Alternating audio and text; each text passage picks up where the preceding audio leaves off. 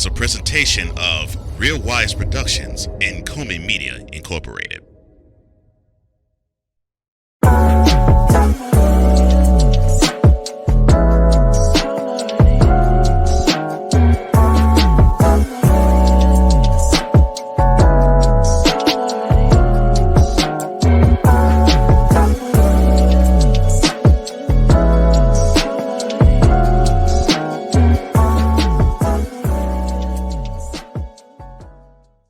Another journalist losing objectivity. What a shock. Next on Mentality.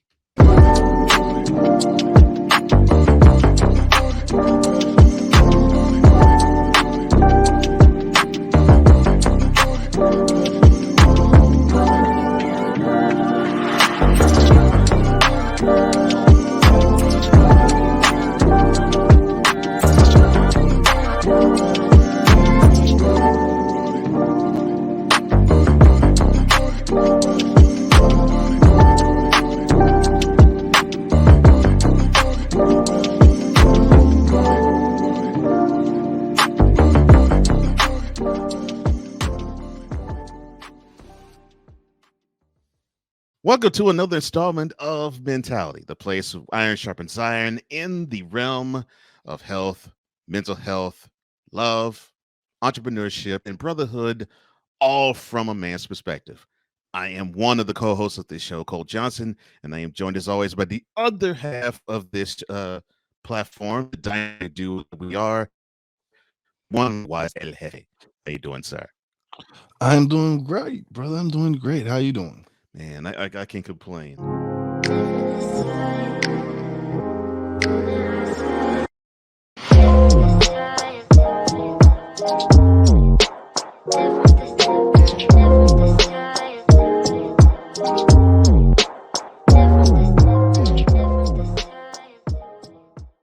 Feel a little flirtatious, are you? Well, flirting is a good thing, not just in dating. In fact, marriages need to actually have a little more flirting in it. Now, people think that it's only for single folks, but no, it's basically to help keep you and your partner bonded and satisfied in and outside the bedroom. Now, there are five distinctive ways you can flirt according to a University of Kansas study: physical flirting, traditional flirting, polite flirting, sincere flirting, and playful flirting. Now, physical flirting, of course, deals with sexual desires. Traditional is one where one courts another who takes a more passive role. Polite flirting, of course, it's one where good manners play a large role in it.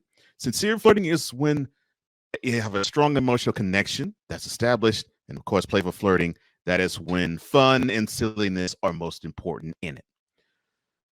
So my question to you, sir, is which flirting style describes you best? Well, me and wifey be joking. We just recently, it's just been joking around, and that's how we've been flirting more recently. And I just enjoy it. I enjoy Yeah. just being a crack a joke or something, and it's a different kind of energy. It's fun and entertaining. So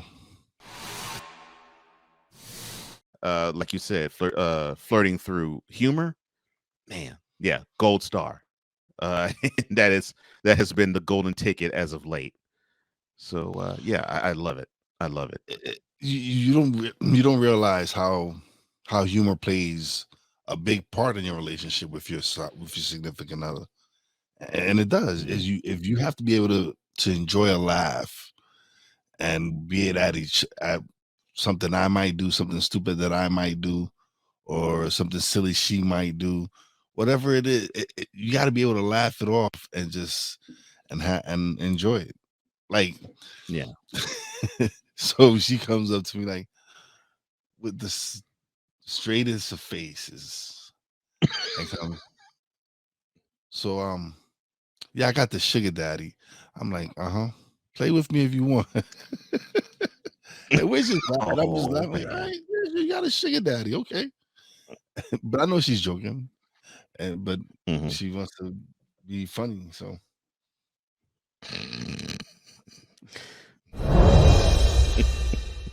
We all have stress, right? We all endure it, we all incur it, and we all try to deal with it.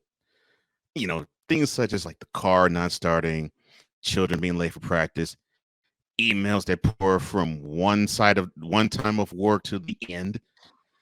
All those moments where we just feel overwhelmed and frustrated. Stress is just a big part of life, right? So, how can we find ways to reduce it? So, there's 5 steps that a psychiatrist suggests from Washington University School of Medicine. Uh, and suggestions are as follows: you take time for yourself, create a routine, create boundaries between home and work, recognize the signs and symptoms of chronic stress, and of course, one of the things that we support the most, talking to a therapist. Now, my question to you, sir, is what are the tools you use to combat mounting stress? Me, uh, Mhm. podcasting. That's my therapy where I actually get to speak and let out whatever I have on my mind, whatever emotions I have. So podcasting is key for me. Being able to do my podcast, being able to sit down and express how I feel without repercussions or without anybody judging me or whatever. It's refreshing, and it's helped me realize, listen, this life is not easy, and you're gonna have your Mhm. ups and you're gonna have your downs. It's how you deal with it. It's how you react. Is you can let it all consume you, or you can Mhm. combat it one step at a time. For me, I've done this a while, being podcasting, I mean. And yeah, I find this to be therapeutic. I mean, there's times when there's times I've actually had arguments with either someone at work or even at home, and I may cut an episode of whatever show I'm doing, and I find myself feeling a whole lot better after recording because I got the anger out of me Yeah. and channeled it into the content creation that I did. So yeah, so I guess if it falls under the therapy route and the routine route, because that is part of what I do deal, and Yeah. taking time for myself too, Yeah, because so we all do. We all need it. it's like you're able to do multiple of them at one time when you podcast. You find time Hmm. for yourself because this is your time to be able to reflect on whatever you have to Hmm. talk about. And Hmm. then again, the therapeutic part of it is you talking about it. Right. And then just the joy of being able to do something I love to do. Hmm. There's no topping it.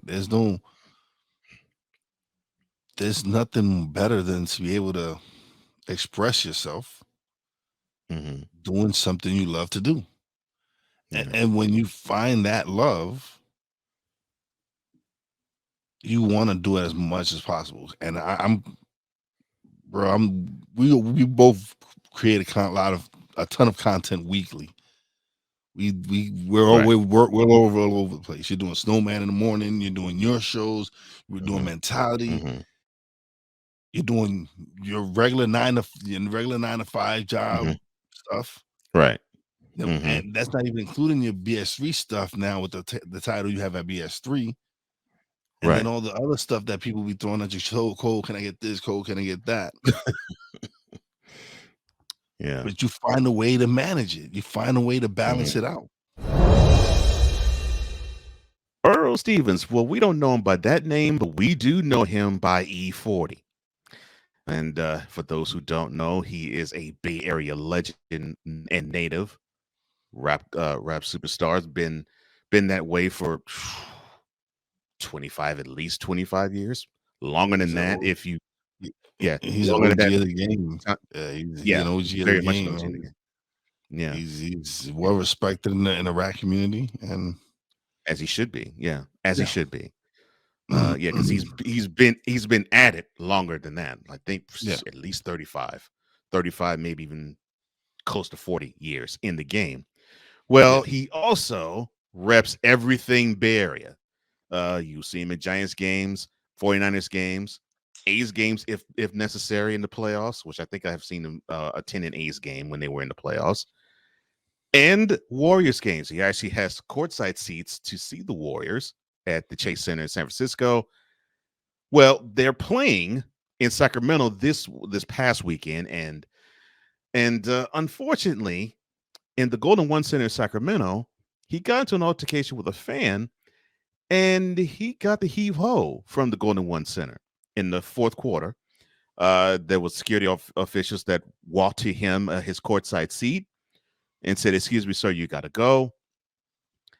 And the reason why I'm flagging this as material is in a statement as of this recording yesterday, E40 said that he was subjected to disrespectful heckling all throughout the game.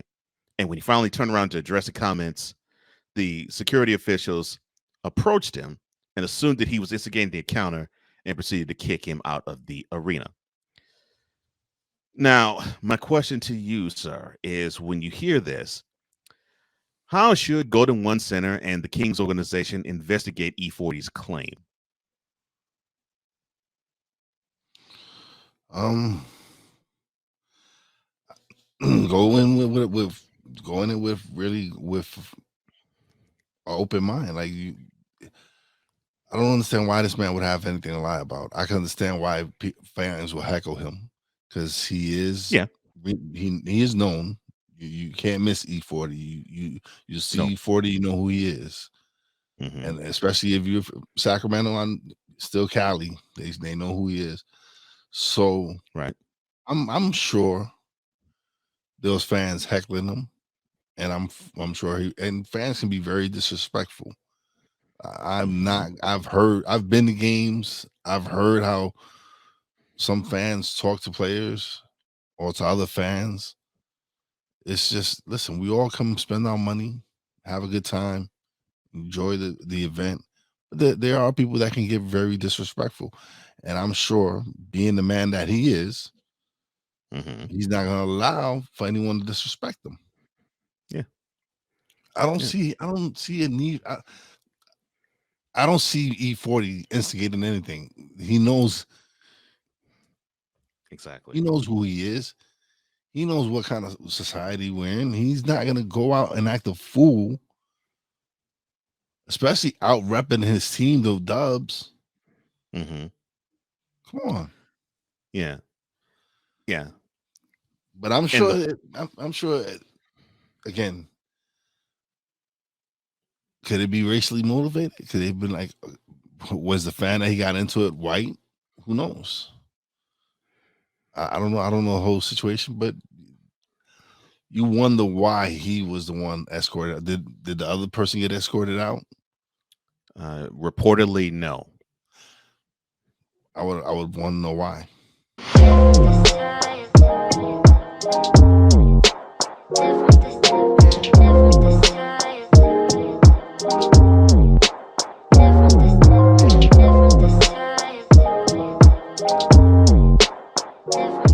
We're just getting started.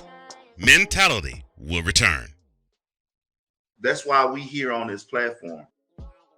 Marriage, a loving splendor, a daily grind. Such is the case when Damien and Jamie get together and chop it up, for marriage is real. Let's just lay it all out here. Let's just be real with it. Join this wonderful couple who keeps it real and always in love. BS3 Network proudly presents Marriage is Real, where love is the only thing that matters. Live every Tuesday at 8:30 Central.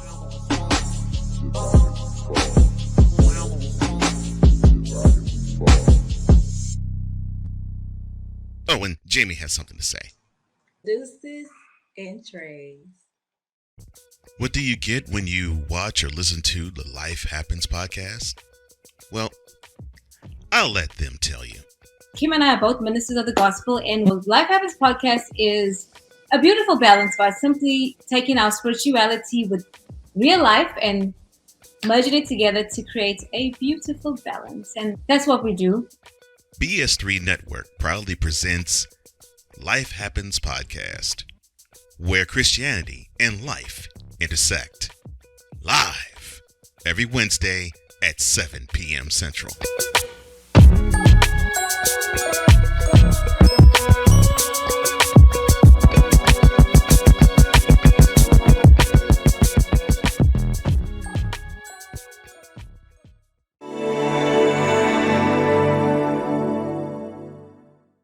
Welcome back to Mentality, the show that is created for all men. With Wize and I'm Cole Johnson. And, we like to joke and laugh and all that. Unfortunately, we also have to deal with the serious issues too. And this one is a little bit on the serious side for so many different reasons. And why is that? Well, welcome to the latest installment of Politically Speaking.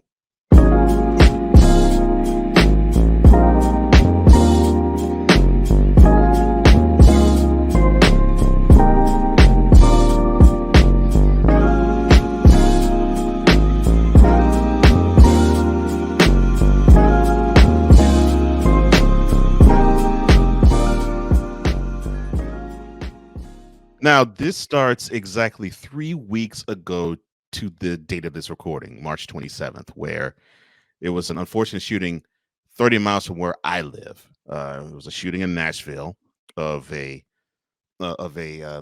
Presbyterian school, and it was in a rather privileged neighborhood. So this was not like an inner city school shooting. This actually was a shooting that took place in probably one of the richest areas of Nashville. So, of course, the debate has been about gun reform. Well, that got taken to the state assembly floor in downtown Nashville, where we fast forward a week and there's a heated debate about gun reform. Some who want to, uh, um, I guess you could say, put more stringent laws to it, and others who are saying, well, the laws of finance is it's about policing those who actually own the weapons.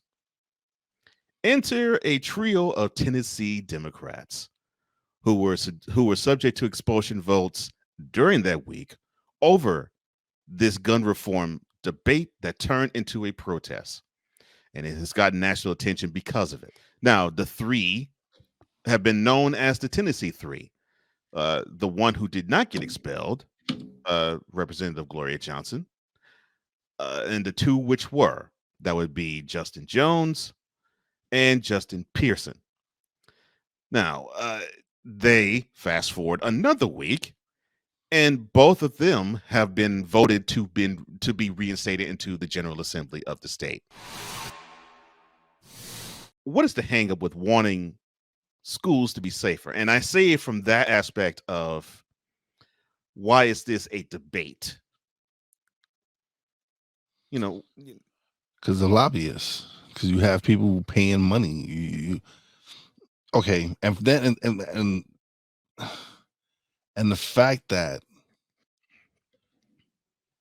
the white Democrat woman was not expelled. It was two brothers. The two brothers were expelled, not That's the correct. white woman. And I have nothing Mhm. against her. Mhm. She was sticking up for her beliefs. But Mhm. why was it that the two brothers were expelled? That's a wonderful question. That's a wonderful question. And then to give you the layout of the political map that is Tennessee. So the two brothers represented Memphis and Nashville. Both those cities Highly are densely black populated. That's where majority of the black community lives in. Mhm. Mhm. Yes. And both and both cities are staunchly Democratic. Both of them. Now, the woman who she is a Democrat. She is from the Knoxville area. Knoxville is staunchly Republican. Staunchly Republican. I mean, the county is so red the ground bleeds it. It's not even funny. So although she was one vote away from being expelled, still it almost makes you think, white woman, she's in a Republican heavy area. Hmm, maybe not. But maybe we could teach a lesson to the other two. It almost makes you think that. And all because you're debating about gun reform. So how have we gotten to this place of being disagreeable in nuanced conversations? Because this is what they do. This is how they divide us. They continue with this narrative that we want to take away your gun, that they want to take away your guns, and it has nothing to do with that. It all has to do with we want to keep our guns in the right people's hands, not in people that are going to use it to go do mass shootings. Right. Like, we just had a Sweet 16 shot up in Alabama. Mm-hmm. Yep. Yesterday. Yep. This is crazy. Oh, and then last Monday you had a bank that was shot up in Louisville. Last Monday. And this is on top of the school shooting, which led to all of this in Nashville. So, Yeah.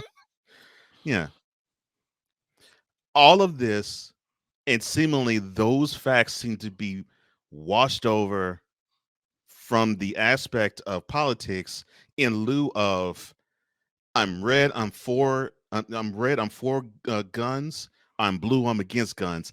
And it's gone to that particular type of cheerleading aspect. But And I'm it and you I'm paint not it, red. no, I know. No, but I'm I'm not not either. red, and I'm a And I'm registered not, gun owner. yeah, I'm not red either. But I'm for weapons. I know how to use one. I'm Yes, for one. I've gone to the range. I've practiced. I've made sure. I am a registered gun owner. My gun is Hmm. locked away. Hmm. Yeah. But conversations seem to become broken down into such a baseless, simple, almost kindergarten level understanding that okay, so if you say that you back the blue, and I'm not talking about police, I mean politically, you back the blue, that means you're for heavier and stricter gun laws. Hello, Chicago. If you back the red, that means you do back the blue, and this time I do mean police, and you're for relaxed gun control. And I think that we have to talk about the sentence. That's more important than whatever political affiliation you may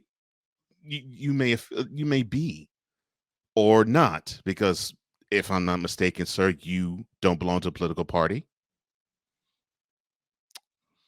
I can't really. I could do consider myself independent.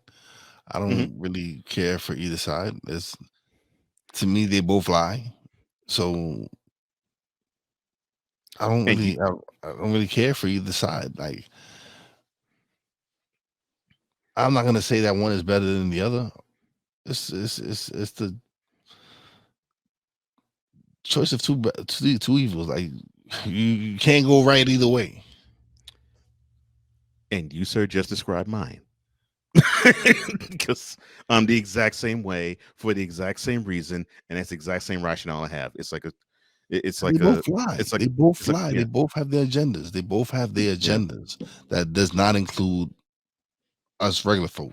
no, It don't.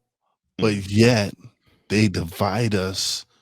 They have us regular folks divided. We're serving them instead and of it it's for, being the other way around. and it should be the other way around. That's the scary part. That's the problem here. Like Y'all following these people. Y'all need to be leading. You need to be telling them what to do. Mm-hmm. That's the problem. We're not serving them. They're not serving us. We're serving them. Mm-hmm. They're not doing anything for us. And that's what makes this whole situation of politics backwards in this country. How is it that even if you serve one term in office, Mhm. you have permanent life insurance, health insurance, life, whatever, For life. benefits. Mhm. But For if I life. get fired from a job or I That's leave it. a job, You it may get if stops. you might be lucky if you have that to the end of that month. It stops. It Mhm. stops. So why are we paying the bill for these politicians? They're no longer serving the community. They're off working for private companies doing other things. Then they should not have. We should not be paying for their health benefits. But this is Mhm. one of the perks of being a public servant. This is ridiculous. No, we shouldn't be paying for these people. I have to pay for myself and these politicians. No.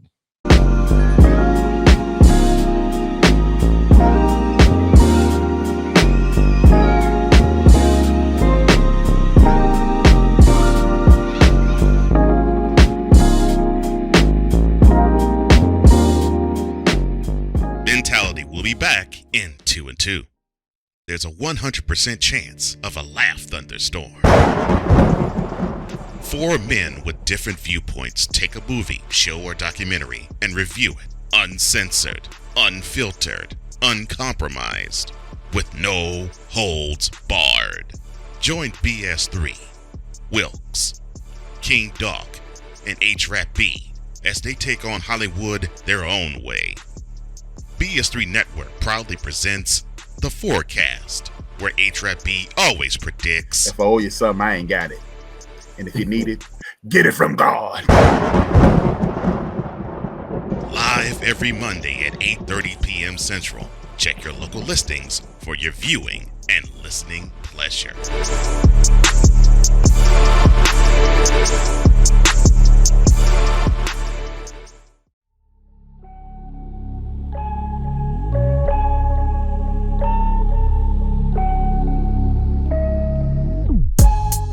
You have to learn to live with yourself before you can make a commitment of yourself to someone else. When you go to something that's already structured, like the church, I don't need to go in there thinking I'm the pastor. It's like already one set up. You know what I'm saying? It just had everything. But I learned, you know what I'm saying?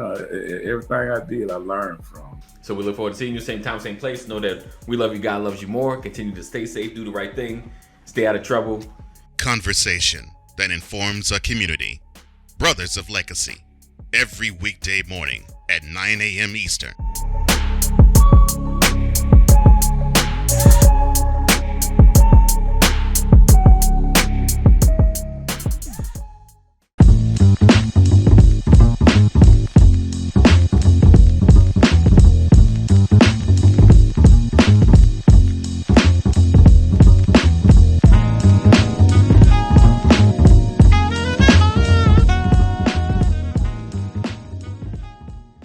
So people who push pens and all this, push buttons and pens and all this, get full lifetime benefits, even if they just serve one term. But yet, our men and women who go fight wars and battles and serve and leave their families, when they're no longer in the military, they have nothing. Well, I mean, to your point. How does that work? How does that work? Mm-hmm. To your point, Gerald Ford. He got in office in August of 1974 to finish the term that finish the second term that Richard Nixon left. And he only served 2 years and 4 months. 5 months, I'm sorry. 2 years and 5 months before he got voted out of office and Jimmy Carter replaced him. He had Secret Service protection, and health insurance the rest of his life. Just for serving 2 years in office. Not 2 years as a president. Not a full term, 2 years. That just blows my mind. It blows my mind. And then a lot of these politicians have become multi-millionaires while serving the public. Nancy Pelosi. Mitch Multiple McConnell. times. Yeah. Multiple term senators and representatives. And they are multimillionaires. It's ridiculous. Like how is it that your constituents is suffering, yet you are multi-millionaire? It blows my mind. You know what's funny? It almost is like the political version of how people parody preachers. Yeah. That they get rich off the backs of a community that most of them were poor. It seems this way with politicians too. It's like they seem to be getting wealthy off of the backs of those who probably combined in their constituency can't afford them.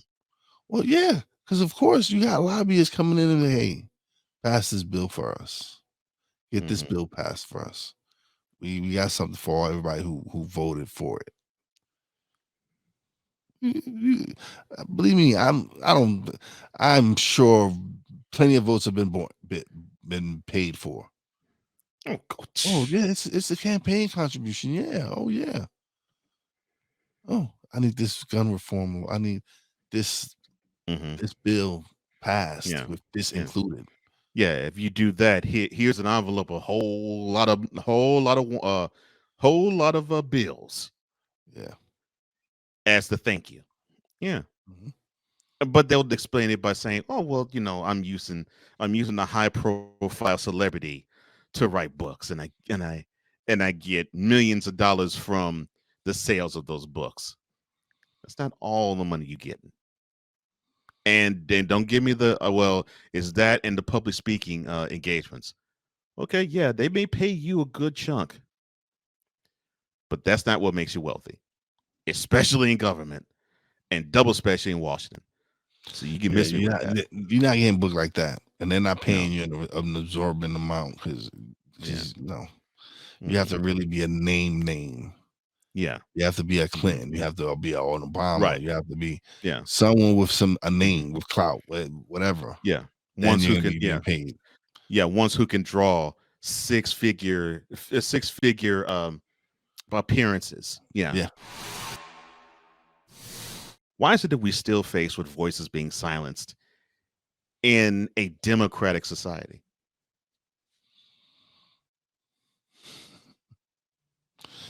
Because it's the Matrix, man. It's the Matrix. It's crazy, man. There's so many different things. It's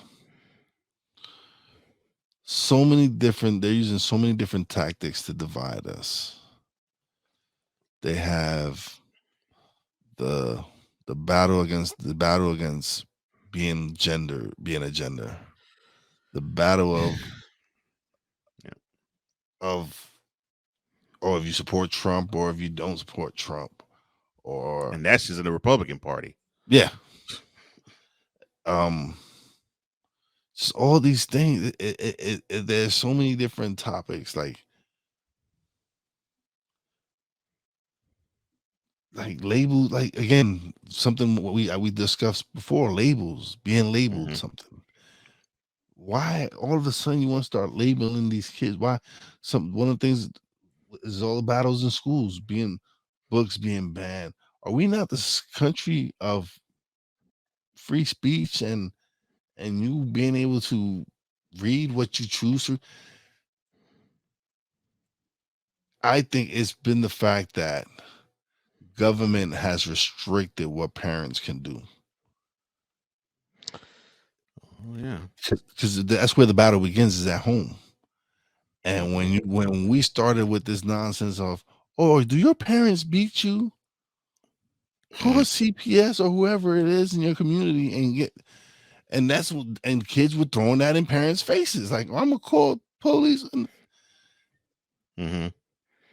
Yeah, started with the generation after us. Yeah, our generation would have never thought about that. We would have been Look. knocked out before we dialed the 9. It wasn't even dialing. We was doing the rotary. That's what I was about to say. As soon as we rotored the 9, we getting knocked out. Nobody's like, oh, I'm calling CPS. So I pick up the the receiver. My mom probably hand me the phone. My mother will hand me the phone. After she punched me with it. Oh no. See, I got the double treatment. My mother would hand me the phone. I'd pick up the receiver. I'd have my finger ready to reach for the 9, and my father would give me a good right cross. No, man, come on, no. The freaking right hook just connected sweet to the jaw. That would be me if I would even come close to dialing 911, saying my parents are mistreating me. Get out of here. And that's you're why doing something stupid. And your parents decide to lean on you. That's not a problem. You should applaud them. They're saving your behind. I don't understand how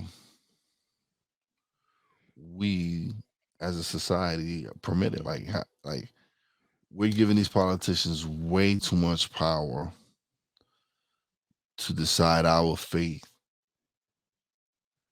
and them not giving about any of us. It's all about lining their pockets. It's all about, let's continue with this war and propaganda and all this nonsense, and keep the people fighting amongst each other, debating on stupid or watching ridiculous TV programming, all the stuff that they. I just be amazed. I'm amazed at what. Look at some of the shows we watch in the Black community. We no longer have shows like The Cosby Show, A Different World. We have more shows like Love and Hip Hop, Basketball Wives, yeah, Real Housewives of whatever the city. That's not real life. TikTok is prime example, right? Yeah.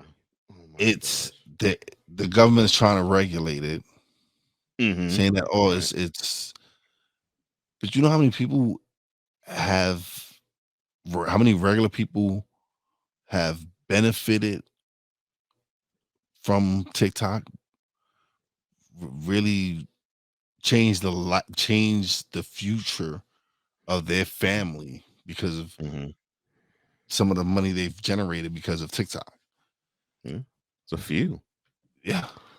It's a few have. Yeah. Yeah. So with everything, anything and everything, they have its good points and its bad points. Of course. But when they can't regulate it, when they can't control it, then they want to destroy it. They'll point out all the bad, but they don't point out any of the good benefits of doing what TikTok is doing. It's giving people a creative lane of expressing themselves and doing there's some funny stuff. Like most of the stuff I see on TikTok is entertaining, positive content. But when you go looking for that other nonsense, that's when that pops up. Yeah, and you'll find it. Yeah. If you look for it hard enough, you'll find it. You'll find it. But that's not stuff that I'm looking at. I'm looking at much more positive content, much more. So that's what pops up on my feed. Now, you know that I'm a huge Public Enemy fan. And in this conversation, I am struck by the beginning of She Watched Channel Zero, and it's so funny. This was something said 35 years ago by, of all people, Flavor Flav, when he says, "You blind, baby. You're blind from the fact of who you are by watching that garbage." And that could apply to everybody in today's times.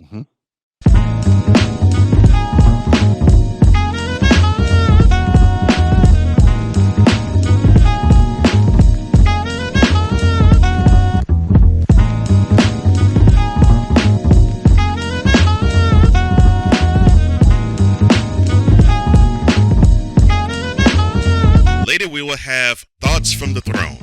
This is Mentality. What's on E. Dicker's mind?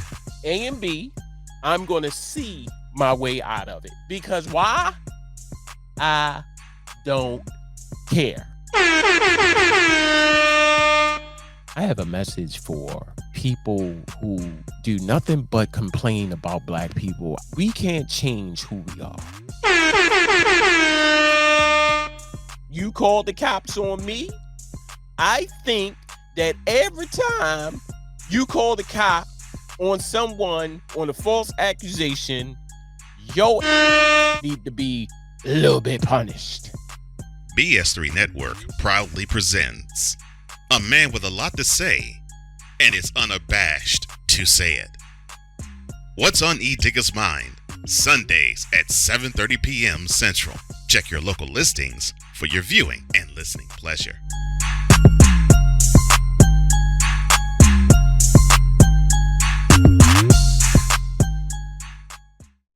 Are you looking for something to do on your lunch break? Well, there's a show on the BS3 Network that has only 4 words to say to you. We ready. We ready. We ready for y'all. We ready. We ready.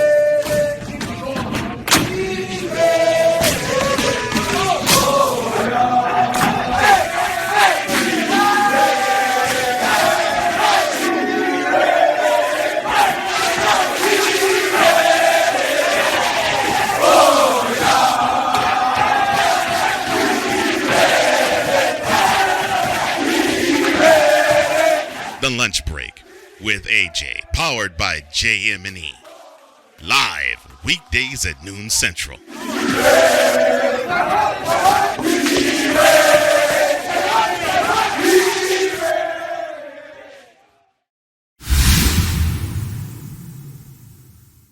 Welcome back to Mentality, where you are in the ultimate masculine safe space with Wize and FM Cole Johnson. And now it's time to introduce something I think is going to make my partner angry and happy and probably cathartic or use catharsis at the same time. And I know this normally is something we do after the rundown, but we're going to do it now here. Welcome to Celebrity Style.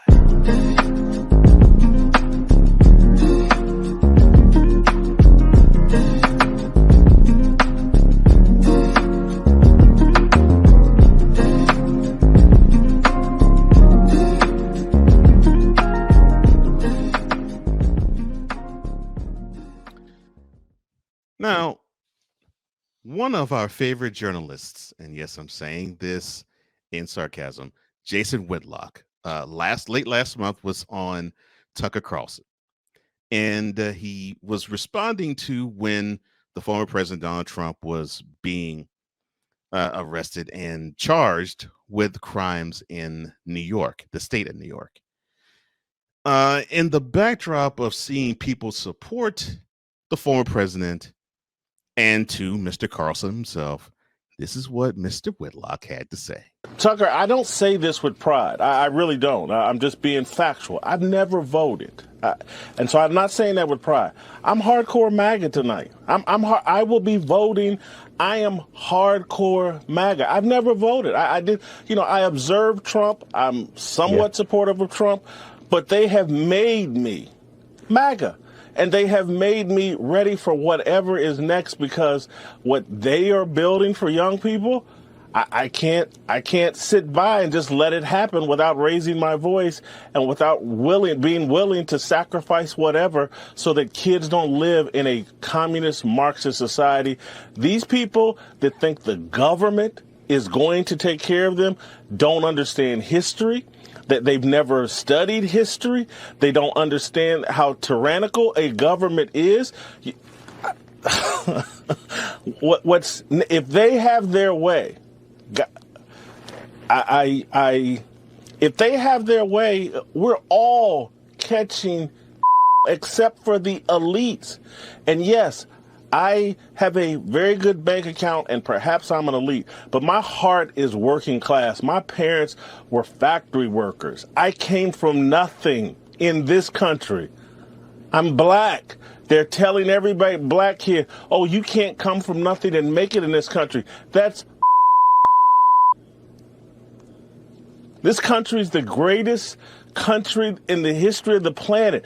It's the safest, most prosperous place for black people and all people. That's why people are beating down the doors to get here. And they've demonized the whole thing, and they've turned Trump into this devilish Luciferian character when they are the devils. They're the ones that don't believe in God. Where has the objectivity of being a journalist gone? I'm just going to start there. The floor is yours. I don't know what to say about this dude. I don't know. I don't know what to say about him, man. Seriously, now he's full, he's never voted in his life. Now I'm full blown MAGA. Oh, shut the f up, please. And Tucker Carlson there looking at him like, oh, really? Please, Jason Whitlock does not speak for the black community. Just so y'all understand this. All right? Just so y'all understand this. Oh, I'm for the people. No, you're not. Because I didn't hear you say anything about Portnoy or Oberman when they said anything about Angel Reese. I didn't hear you say anything. Didn't talk. Didn't say a word. Now, because Trump gets indicted in New York for shady business dealings, right? Mm-hmm. Oh, you're full blown MAGA. Like, dude, Trump has shown endlessly that he doesn't care about anyone but himself. So you support this narcissist. Oh, I forget. You're a narcissist as well. Because it's all about you.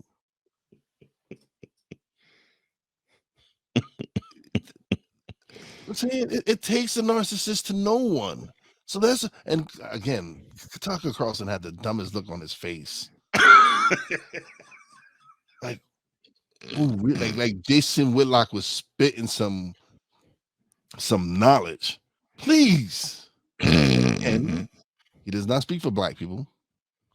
I think black people disowned him years ago. We've turned him over to you like, I don't take him. Y'all can have Jason Whitlock. Take him.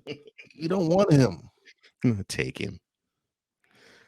Take MAGA. Take him, MAGA. Take him. He's yours. He's all yours. Take his fat with you. Not take him, MAGA. Oh my gosh. Take him. Please. You'll be doing us a favor. Oh Lord. Doing us a favor. And then on Fox News, this is then Fox fire your oh man. Didn't they? I could have sworn they fired his So he came back, oh master, sorry. I'm gonna speak some truth. Let me speak. Oh Lord, please. Oh my God. All right. I'm so glad you mentioned this too, because this was something that it seemed oxymoronic and hypocritical. He spoke so passionately about the American dream. If he's so staunch about the American dream, why hasn't he ever voted before? He just contradicted himself. I've never voted, but I think I'm gonna vote MAGA now. Yeah. The American dream. This is what you've never voted? Never once? Not once. But you probably voted for like MVP or something, like, right? Or something. Like, how do you Of course. How do you not vote and then criticize the system?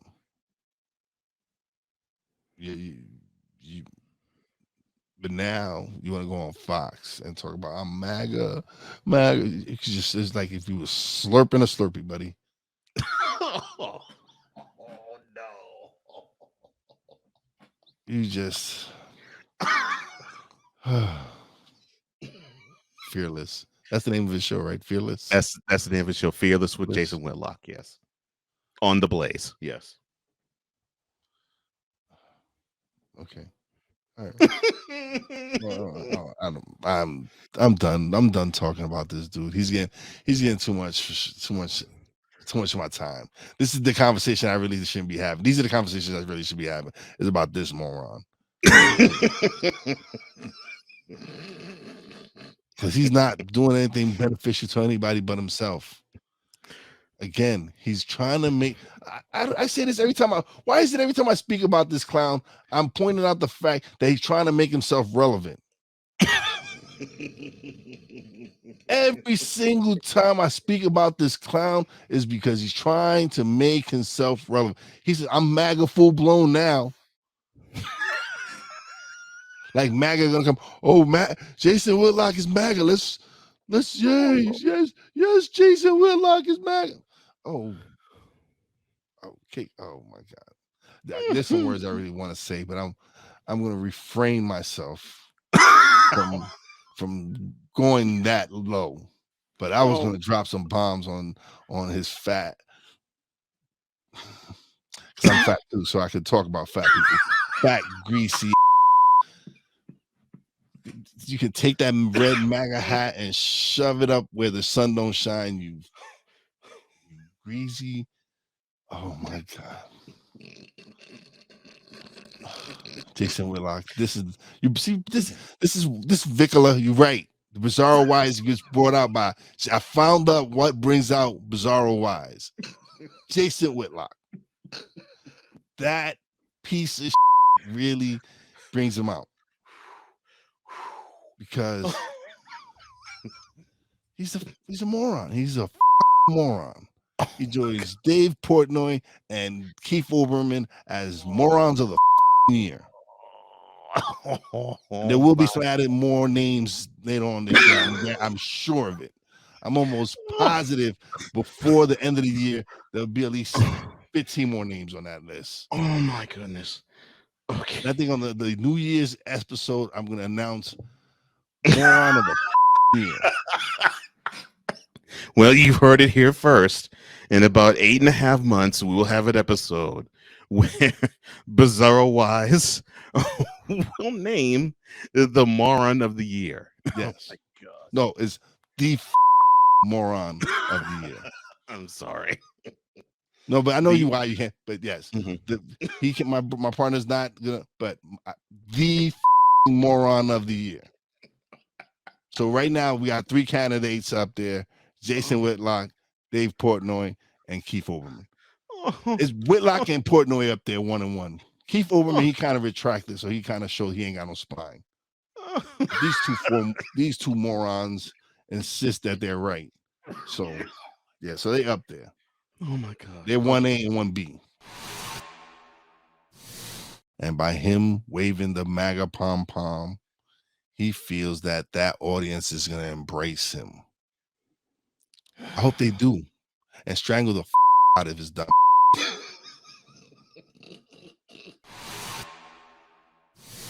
I just want to punch that. I don't know why, but I just want to punch that dude in the face. I don't know why. But I just want to punch him in the face. Let him infest the MAGA party all they want. Infest them. Take him, please. I'm begging you, MAGA. I'm hero mentality. Begging. Take him, embrace him. Again, embrace him with both hands around his neck. Please, that's all.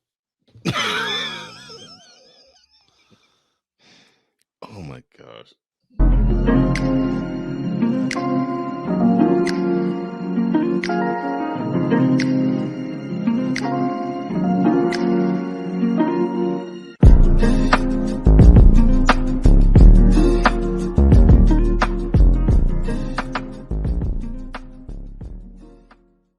And now, thoughts from the throne.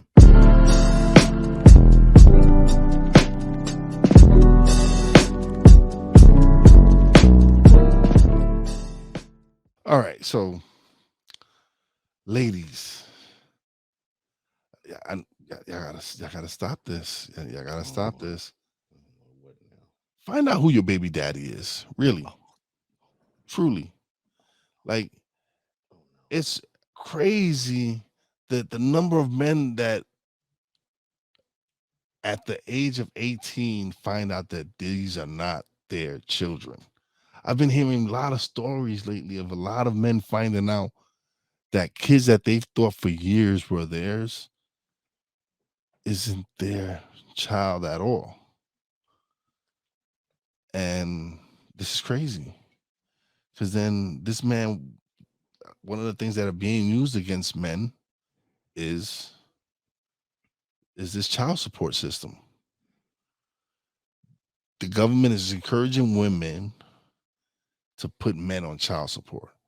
But now we have a lot of these scandalous women lying on these men, saying that they're the fathers, and years pass, and you come to find out they're not the fathers. What is going to be done to repay this man? Something needs to be done.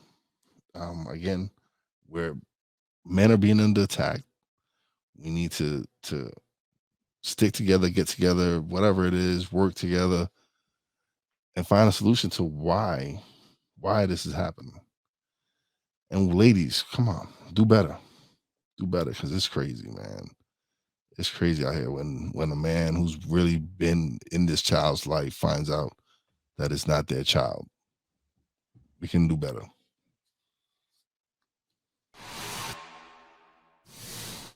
April 15th, it's a day of infamy and a day of celebration. And no, neither of them has to deal with filing taxes. No. Unfortunately, 10 years ago on April 15th, there was a bombing at the Boston Marathon. I'm choosing not to lament, but celebrate. Because also on that same date, but way back in 1947, there was this player that my father kept telling me about every time I had an ear to listen, from the time I was 3 to the time I was 10. And he wore number 42. He wore the Dodger blue, and his name was Jackie Robinson. The fact he had to deal with so much vitriol and hatred and racism and did it without striking back, I understood as an adult why I couldn't as a child, why my father idolized this man. Because he was able to do something that he saw with a person who looked like him, spoke like him, and comported himself like him could do that most of us in that same position could not.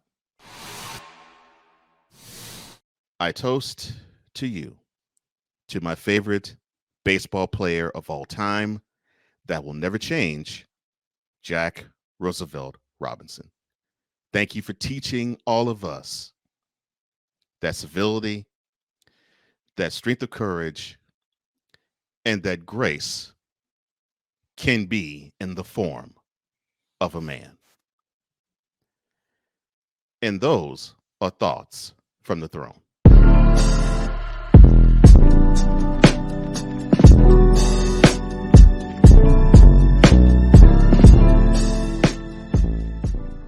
For Wize and Cole, I am Cole Johnson, here to say, imparting as we always do. Our secret technique is that we always speak with mentality. Until next week. That's 100.